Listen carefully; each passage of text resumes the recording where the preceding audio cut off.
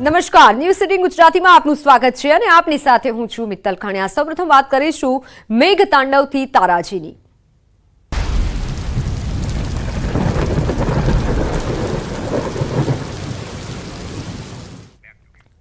તો કચ્છમાં વાવાઝોડાનો ખતરો વધી રહ્યો છે। અસર હાલથી જોવા મળી છે। કચ્છના માંડવીમાં 24 કલાકમાં 15.5 ઇંચ જેટલો વરસાદ પડ્યો છે। માંડવીમાં ભારે વરસાદ બાદ શહેર જળબંબાકાર છે। વાવાઝોડા પહેલા કચ્છની કમાન સેનાએ સંભાળી। બાબાવાડીમાં કેટલાક લોકો પાણીમાં ફસાયા। વરસાદી પાણીમાં ફસાયેલા લોકોને બહાર કાઢવા સેનાની મદદ લેવાઈ। ભુજ મિલિટરી સ્ટેશનથી 3 ઓફિસર સહિત 80 જવાનોની ટીમ જોડાઈ છે। સોસાયટીઓમાંથી લોકોને રેસ્ક્યુ કરવા આર્મીની ટીમ પણ પહોંચી। સોસાયટીઓમાં ફસાયેલા લોકોને આર્મીની બોટમાં રેસ્ક્યુ કરાયા છે। વડીલો બીમારને સેનાના જવાનોએ ઊંચકી અને બહાર લાવ્યા। લોકોએ આર્મીના જવાનોને રેસ્ક્યુ કામગીરીને બિરદાવી છે। બાબાવાડીમાં આર્મીના જવાનોનું રેસ્ક્યુ ઓપરેશન। કચ્છથી સંવાદદાતા સંજય ટાંકનું ગ્રાઉન્ડ ઝીરો રિપોર્ટિંગ।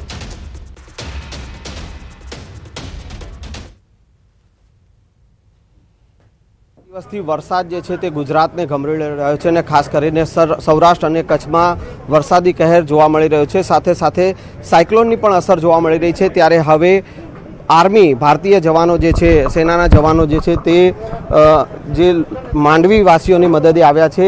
હાલ આપ જ્યાં જોઈ શકો છો કે માંડવીમાં જે છે બાબાવાડી વિસ્તાર છે અને મેઘમંગલ નગર સહિતના જે વિસ્તારો છે કે જ્યાં હજુ પણ પાણી ભરાયેલા છે અને અનેક લોકો જે છે તે પાણીમાં ગરકાવ છે। અનેક ઘરોમાં પાણી છે અને તેને લઈને તેઓની મદદે જે છે ભારતીય સેનાના જવાનોની મદદ લેવામાં આવી રહી છે। ભુજ મિલિટરી સ્ટેશનથી જે છે તે આ સેનાની જે ટુકડી અહીંયા મોકલવામાં આવી છે અને 3 ઓફિસર સાથે 80 જેટલા જે સેનાના જવાનો જે છે તે અહીંયા કામે લાગ્યા છે। અને હાલ આપ જે જોઈ શકો છો કે જે જગ્યાએ લોકો ફસાયા છે તો તેઓને રેસ્ક્યુ કરવા જવા માટે જ્યાં જ્યાં વીજપોલ પડી ગયા છે તો તેને હટાવવાની કામગીરી કરવામાં આવી રહી છે અને સાથે સાથે જ્યાં ઝાડ પડી ગયા છે તો તેને પણ હટાવવાની કામગીરી કરવામાં આવી રહી છે। એટલે કે હવે ક્યાંક ને ક્યાંક જે લોકો ફસાયા છે, જે પાણીમાં હજુ પણ જે લોકો ફસાયા છે તો તેઓને રેસ્ક્યુ કરવા માટે હવે ઇન્ડિયન આર્મીની જે છે તે મદદ લેવામાં આવી રહી છે। કેમેરામેન નિલેશ સોસા સાથે સંજય ટાંક, ન્યૂઝ 18 ગુજરાતી, માંડવી। પણ દેશ સાથે લડવાની વાત હોય કે પછી દેશમાં આવેલી આફત સામે બાથ ભીડવાની વાત હોય, દેશના સેનાના જવાનો હંમેશા તત્પર રહે છે અને હાલ એ દ્રશ્ય જે છે તે કચ્છના માંડવીમાં જોવા મળી રહ્યું છે। માંડવીમાં જે છે બાબાવાડી વિસ્તારમાં અનેક લોકો જે છે તે હજુ પણ સોસાયટીઓ પાણીમાં ગરકાવ છે અને લોકોને જે છે તે રેસ્ક્યુ કરવા માટે આર્મીની મદદ લેવામાં આવી છે અને તેને લઈને આર્મીની બોટમાં આર્મીના જવાનો જે છે તે અહીંયા રેસ્ક્યુ કામગીરી કરી રહ્યા છે। ભુજ મિલિટરી સ્ટેશનથી અહીંયા જે 80 જવાનોની ટીમ જે અહીંયા પહોંચી છે અને તે સોસાયટીઓમાં જે હજુ પણ જે લોકો ફસાયા છે તેઓને રેસ્ક્યુ કરવાની કામગીરી જે છે તે કરવામાં આવી રહી છે। જે લોકો જે છે તે આવી રહ્યા છે અને તેઓ પાસેથી પણ જાણીશું કે તેઓ જે છે તે કેટલા સમયથી એમાં ફસાયા હતા અને તેઓને હાલ હવે આર્મી દ્વારા રેસ્ક્યુ કરી લેવામાં આવ્યા છે। ભાઈ આપણી સાથે છે, કેટલા સમયથી તમારા ભાઈ જે છે તે ફસાયા હતા અને ક્યાં ફસાયા? 2 દિવસથી વિજયનગરમાં ખાતા પીતા વગરના પડ્યા હતા। એટલે પછી હમણાં જ એને લેવા ગયો હું ને ખરેખર આપણી ટીમને ધન્યવાદ છે ભારતની, ખરેખર સેલ્યુટ છે બધાને। ને મોટી ઉંમરના માજી પણ જે જુઓ ખરેખર જે સેવા કરે છે આ લોકો, ખરેખર બહુ સારી સેવા કરે છે। આપણે ખરેખર એમ થાય કે ના આવા કપરા સમયમાં પણ આટલી આપણે એવું કરે છે। જોઈ શકો છો આપ આટલી મોટી ઉંમરના માજીને પણ ઘરે જઈને લઈ આવ્યા છે। તો મોટી ઉંમરના જે માજી જે છે તેને પણ રેસ્ક્યુ જે છે ભારતીય સેનાના જવાનો દ્વારા જે કરવામાં આવ્યા છે અને અનેક અન્ય લોકો જે છે, રહીશો જે છે તેઓ પણ જે છે તેઓ પાસેથી પણ જાણીશું।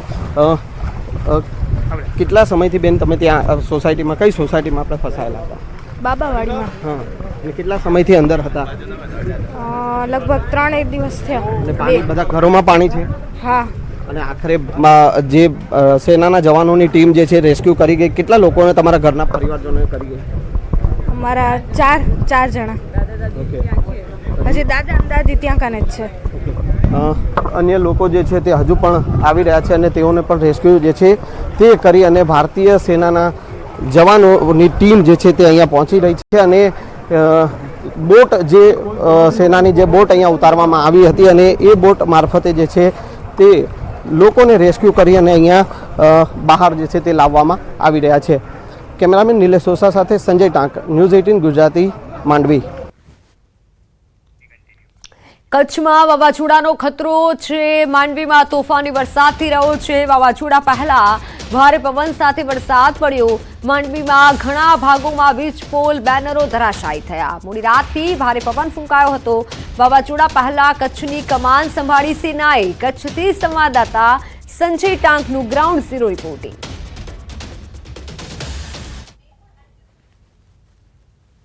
ડીપ ડિપ્રેશનમાંથી સાયક્લોનમાં પરિવર્તિત થયેલું જે વાવાઝોડું અત્યારે જે છે તે કચ્છને ગમરોળી રહ્યું છે અને કચ્છના માંડવીમાં હાલ ન્યૂઝ 18 ગુજરાતીની ટીમ છે અને આપ જોઈ શકો છો કે આ માંડવીનો બાબાવાડી વિસ્તાર છે ને જ્યાં અનેક જગ્યાએ આ પ્રકારે વીજપોલ જે છે તે ધરાશાયી થયેલા છે. હું બીજા દ્રશ્ય પણ આપને બતાવીશ કે હજુ પણ બાબાવાડીના અનેક એવા વિસ્તારો જે છે તે પાણીમાં ગરકાવ છે અને આ પ્રકારે વીજપોલ જે છે અલગ અલગ જગ્યાએ ધરાશાયી થયેલા છે. સાથે સાથે વૃક્ષો જે છે તે ધરાશાયી થયેલા છે. એટલે કે હવે જે આફત જે વાવાઝોડાની જે છે તે હવે સામે આવી રહી છે અને આફતના દ્રશ્યો સામે આવી રહ્યા છે અને જે ઝાડ પડ્યા છે, વીજપોલ ધરાશાયી થયા છે, જાહેર ખબરોના જે છે બેનરો ધરાશાયી થયા છે અને હવે આફત જે છે તે સામે આવી રહી છે. કેમેરામેન નિલેશ સોસા સાથે સંજય ટાંક, ન્યૂઝ 18 ગુજરાતી, માંડવી.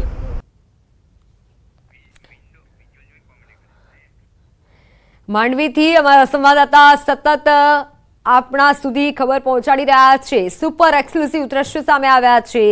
રાતથી ભારે પવન ફૂંકાઈ રહ્યો છે. ઘણા ભાગોમાં નુકસાન પણ પહોંચ્યું છે. વીજપોલ ધરાશાયી થયા છે. તો રાજ્યમાં હાલ તારાજીની હજુ પરિસ્થિતિ સર્જાઈ છે. એક તરફ ખેડામાં એનડીઆરએફની ટીમ દ્વારા મદદ પહોંચાડવામાં આવી રહી છે તો પોરબંદરમાં ઓવરફ્લો થવાના કારણે જે પરિસ્થિતિ સર્જાઈ છે અને ગામમાં પાણી ફરી વળ્યા છે. ગામ લોકો ઘરોમાં કેદ થયા છે. તો વડોદરામાં પણ નુકસાનીના દ્રશ્યો સામે આવ્યા છે. 3 દિવસથી લોકો ઘરમાં પુરાઈ રહ્યા. હવે પાણી ઓસર્યા છે છતાં પણ પરિસ્થિતિ જેવી ને તેવી જ છે. લોકોને હાલાકી થઈ રહી છે. રાજ્યભરમાં વરસાદી વાતાવરણના કારણે વરસાદ ગયા બાદ પણ નુકસાનીના દ્રશ્યો સામે આવ્યા છે. રાતથી ભારે પવન કચ્છમાં ફૂંકાઈ રહ્યો છે. ઘણા ભાગોમાં નુકસાન પણ પહોંચ્યું છે. કચ્છમાં હાલ પરિસ્થિતિ વણસી છે તો બીજી તરફ ખેડા, પોરબંદર, વડોદરામાં નુકસાની થઈ છે. લોકોને રેસ્ક્યુ કરવામાં આવી રહ્યા છે. જ્યાં પણ લોકો ફસાયા છે, ખાના ખરાબી થઈ છે, ત્યાં લોકોને મદદ પહોંચાડવામાં આવી રહી છે.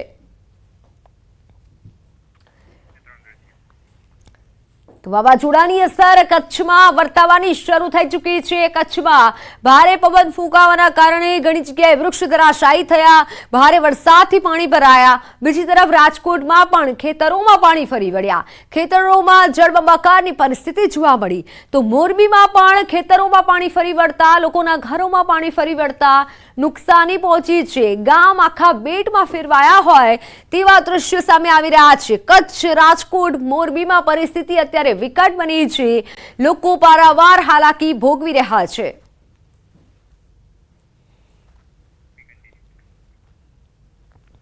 અમદાવાદમાં વરસાદે તો વિરામ લઈ લીધો છે છતાં ઘણા ભાગો હજુ પણ તરબોળ છે. કુમાર ઋષિકેશ પાર્કમાં પાણી નથી ઓસર્યા. છેલ્લા 1 સપ્તાહથી સોસાયટીમાં પાણી ભરાયેલું છે. પાણી ભરાવાના કારણે સોસાયટીના રહીશો પરેશાન છે. પાણી નિકાલ માટે તંત્રને અનેક વખત રજૂઆત કરવામાં આવી છે છતાં કોઈ પણ ઉકેલ નથી આવ્યો. સોસાયટીના રહીશને પાણીના કારણે હાલ ફ્રેક્ચર થવાનો વારો આવ્યો. પાણી નિકાલ ન થતા સોસાયટીના રહીશો જાતે જહેમત ઉઠાવી રહ્યા છે.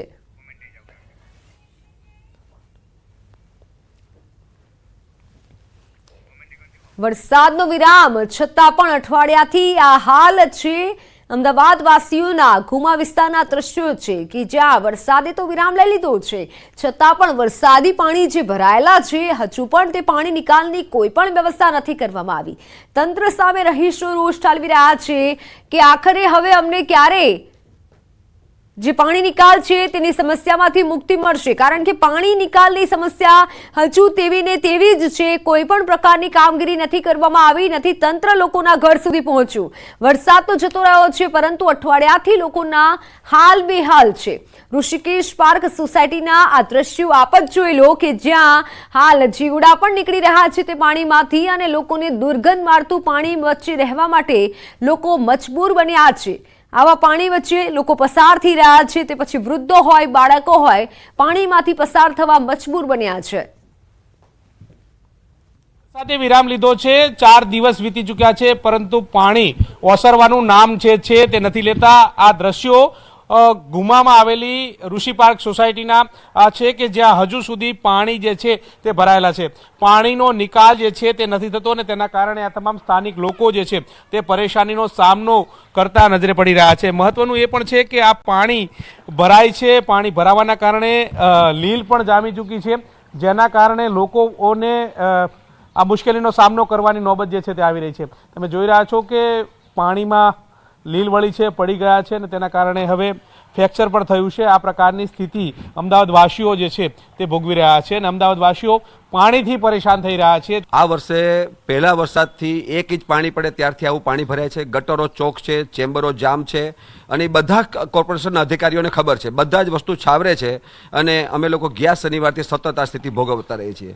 અમે એક દિવસમાં 14 ઇંચ વરસાદ અમદાવાદમાં પડ્યો ત્યારે પણ અમારી સોસાયટીમાં આ સ્થિતિ નથી, જે અત્યારે 1 કે 2 ઇંચ વરસાદ પડે પાણી જતું જ નથી. અને અધિકારીઓને વારંવાર રૂબરૂ જઈને રજૂઆત કરી છે, છતાં અધિકારીઓ બસ એમના જવાબ આપે છે, શેડ્યુલ મુજબ આવે છે, ફોન બંધ કરી દે છે, ફોન ઉપાડતા નથી. અને કોઈ અમને હજુ પણ ખબર નથી કે અમારી સોસાયટીમાં 0 લેવલ ક્યારે આવશે, ક્યારે આ મચ્છરનો ઉપદ્રવની તકલીફ થશે, એના માટે કોઈ જ જવાબ નથી. અને એમાં અહીં આગળ લીલ થઈ ગઈ હતી, એટલે એકદમ હું બહાર નીકળવા ગઈ ને એટલે લપસી પડી ને તો આ મને 1.5 મહિનાનો ફ્રેક્ચરનો પાટો આવ્યો. કાંડામાંથી જ ફ્રેક્ચર થઈ ગયું છે.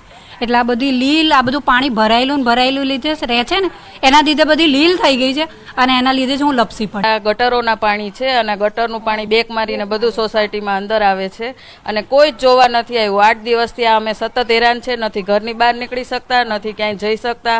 છોકરાઓ બધું બહારનું કામ પતાવી આવે છે, અમે ક્યાંય નથી જઈ શકતા. કંટાળી ગયા છે, ઘરમાં રહેવું પડે છે, બીમાર પડે છે. કોઈ આનો ઈલાજ થાય તો બને તો એટલું કરો. 75 વર્ષની ઉંમર છે સાહેબ. હવે હું પડી જાઉં તો મારું કોણ કરે? ખાટલામાં પડું તો કોઈ સાંભળતું નથી. અઠવાડિયાથી અમે શનિવારથી, કાલે શનિવાર થશે, અઠવાડિયાથી આ જ હાલત છે. બહુ જ કંટાળો આવ્યો, જેની કોઈ હદ નહીં એટલો, અને કોઈ સાંભળવા તૈયાર નથી. બધું ગટરનું પાણી બેક મારી રહ્યું છે. ઘરમાં પાણી જાય છે, ઘરમાં પાણી ગયું છે. છેલ્લું કોર્નરનું મકાન છે, હજુ ઘરમાંથી બહારનું ફરિયાનું પાણી હજુ આજે સવારે ગયું. કારણ કે હું ફરિયામાં કામ નથી કરી શકતું, છોકરાને બહાર લઈને વોશરૂમ બી નહીં જઈ શકતી, સંડાસ બાથરૂમમાં બધે પાણી ભરાઈ ગયેલા છે. મારા કોર્નરનું મકાન 1 કલાક ખાલી વરસાદ આવે તોય મેદાનમાં ભરાઈ જાય અને ગટરના ભૂંગળાનું ઘુમાનું પાછું પાણી અમારા ઘરમાં આવે છે. ચોક્કસથી તો આ સ્થાનિક લોકો હતા, તે કહી રહ્યા છે કે છેલ્લા 1 વીકથી આ પરિસ્થિતિનો સામનો કરી રહ્યા છે. પાણી ઓસરવાનું નામ નથી લેતા અને તેના કારણે આ સ્થાનિકો જે છે તે પરેશાનીનો સામનો કરી રહ્યા છે. તંત્રને રજૂઆત કરે, પરંતુ તંત્ર ક્યારે સાંભળે અને ક્યારે આ પરિસ્થિતિનો નિકાલ આવે તે તો જોવું રહેશે. કેમેરામેન પંકજ મકવાણા સાથે ગૌતમ શ્રીમાળી, ન્યૂઝ 18 ગુજરાતી, અમદાવાદ. બનાસકાંઠાના અમીરગઢમાં યુવક ડૂબ્યો હોવાની આશંકા છે. બનાસ નદીના ચેકડેમમાં યુવક ડૂબવાની શંકા. યુવકની શોધખોળ માટે ઘટના સ્થળે વહીવટીતંત્ર પહોંચ્યું. મામલતદાર, ટીડીઓ સહિતના અધિકારી ઘટના સ્થળે પહોંચ્યા. સ્થાનિક તરવૈયા દ્વારા યુવકની શોધખોળ હાથ ધરાઈ. અમીરગઢનો યુવક ચેકડેમ જોવા માટે ડૂબ્યો હોવાની આશંકા છે.